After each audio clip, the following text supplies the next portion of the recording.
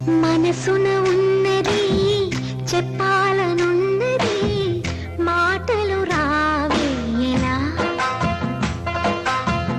మాటున ఉన్నది ఓ మంచి సంగతి బయటికి రాదే ఎలా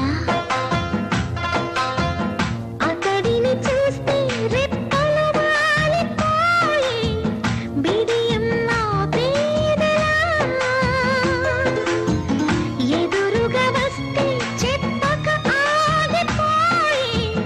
తలపులు చూపేదెలా ఒకసారి దరి చేరి ఎదగొడవేమిటో తెలపక